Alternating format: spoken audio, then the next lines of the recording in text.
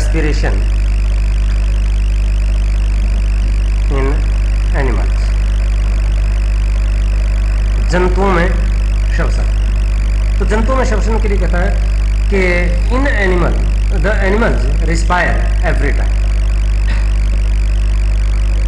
The animals respire every time, हर समय श्वसन करते हैं, सोते हुए भी जगते हुए भी।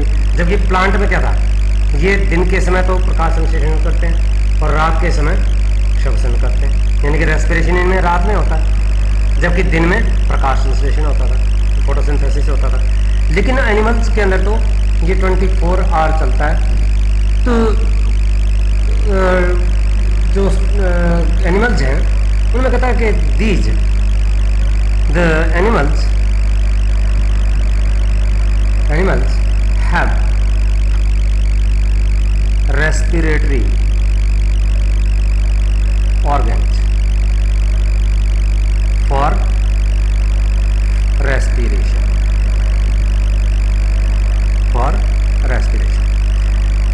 जंतुओं में श्वसन के लिए अलग से श्वसनी अंग होते हैं, रेस्पिरेटरी ऑर्गन जो होते हैं। और ये रेस्पिरेटरी ऑर्गन अगर हम डिफाइन करें किनको कहें हम रेस्पिरेटरी ऑर्गन, तो श्वसन अंग किनको कहें, तो उसमें कहता है कि रेस्पिरेटरी ऑर्गन, रेस्पिरेटरी ऑर्गन क्या है, द ऑर्गन्स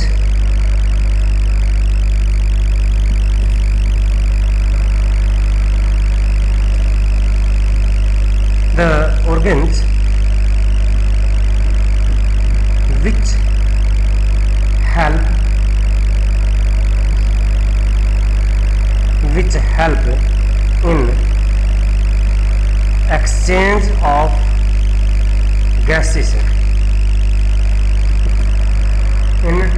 of gases,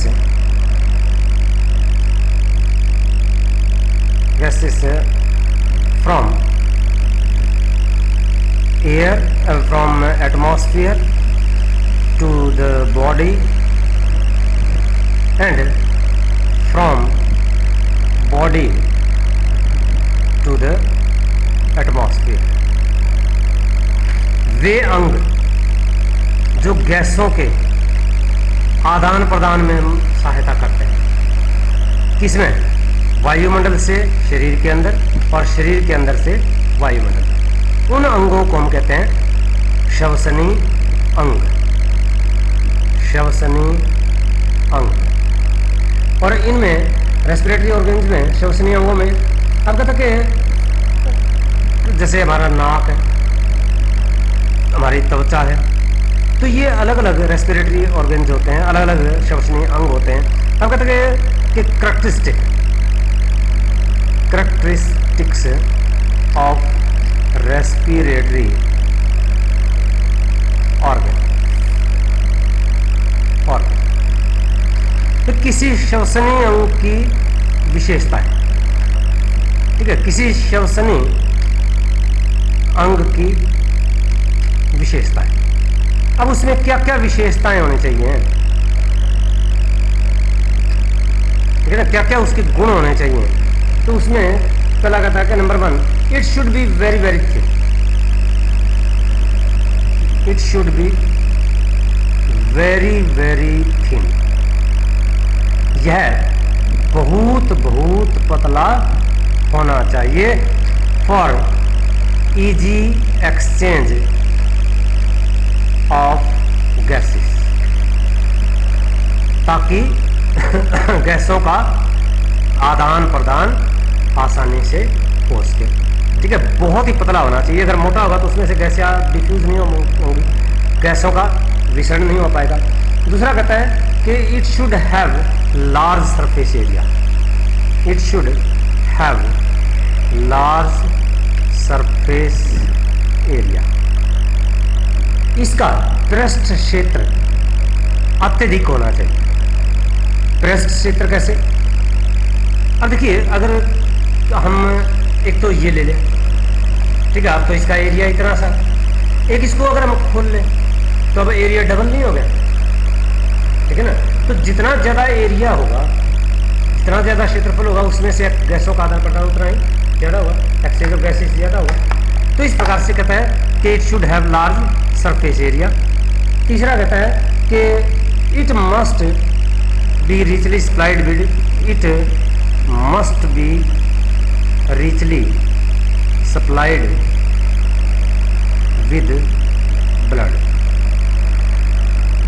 इसमें रक्त का प्रवाह बहुत ज़्यादा होना चाहिए क्योंकि जितना ज़्यादा ब्लड आएगा उतना ही ज़्यादा गैसों का आदान प्रदान होगा, उतना ही ज़्यादा गैसों का एक्सचेंज होगा।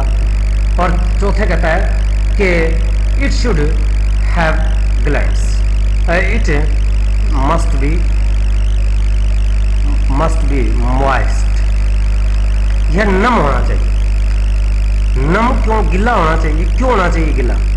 ताकि गिल्ले एरिया में से, गिल्ले सरफेस में से आसानी से गैसों का एक्सचेंज हो जाता है, गैसों का आदान प्रदान आसानी से हो जाता है।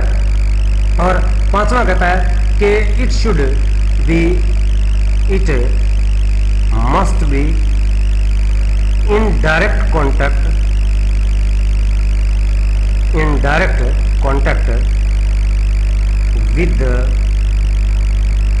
with the source of gas। यह गैसों के सीधे संपर्क में होना चाहिए। सीधे संपर्क में क्यों? क्योंकि अगर सीधे संपर्क में होगा तो ज़्यादा गैसों का आदान प्रदान होगा, और अगर सीधे संपर्क में नहीं होगा तो गैसों का आदान प्रदान आसानी से नहीं हो पाएगा।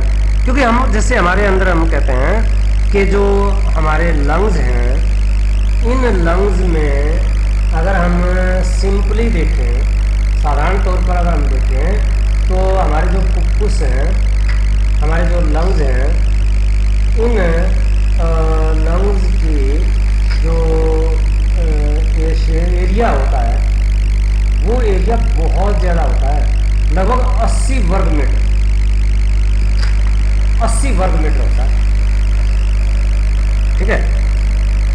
जो हमारे लंग्स हैं, इन जो हमारे फुफ्फुस हैं, इन लंग्स का जो एरिया है वो 80 स्क्वायर मीटर होता है, 80 स्क्वायर मीटर, ठीक है। अब 80 स्क्वायर मीटर देख रहे हो आप कितना होता है, यानी कि अगर 40 मीटर लंबा और 20 मीटर चौड़ा ले, वो एरिया जो है 80 स्क्वायर मीटर होता है ना। तो ये 80 हमारे, जबकि हमारे लंग्स तो छोटे छोटे हैं, लेकिन उनके अंदर जो कुपिकाएँ होती हैं, जो एल्वियोलाई होते हैं, वो इतने ज़्यादा हाईली क्वाइल्ड होते हैं, फोल्डेड होते हैं, इतने ज़्यादा मुड़े हुए होते हैं कि उनका टोटल एरिया अगर हम सीधे कर दें ना तो 80 स्क्वायर मीटर बनता है। क्योंकि अगर एरिया कम होगा तो एक्सचेंज ऑफ गैसेस कम होगा। इसी प्रकार से अगर हम देखें कि सीधे कांटेक्ट में क्यों ना हो, अगर सीधे कांटेक्ट में ना हो तो क्या होगा? अगर हमारे अंदर ब्लड ना हो और गैस हमारे अंदर अगर डिफ्यूजन से जाए तो हमारी हर एक सेल तक, एवरी सेल तक एक ऑक्सीजन पहुंचने में डिफ्यूजन के द्वारा 3 साल लगेंगे। हर एक सेल तक डिफ्यूजन के द्वारा अगर ऑक्सीजन पहुंचे तो ऑक्सीजन का एक मॉलिक्यूल जो आज चला है वो 3 साल बाद हमारी सेल तक पहुंचेगा। अब इतना ज़्यादा टाइम है, इसका मतलब हम 3 साल बिना ऑक्सीजन रहेंगे, है ना। तो इसलिए ये डायरेक्ट कांटेक्ट में होना चाहिए, मॉइस्ट होना चाहिए, रिचली सप्लाइड विद ब्लड होना चाहिए। और इसके अलावा कहता कि अब हम कुछ एक अगर रेस्पिरेटरी ऑर्गन्स देखें तो अब आते हैं रेस्पिरेटरी ऑर्गन्स। तो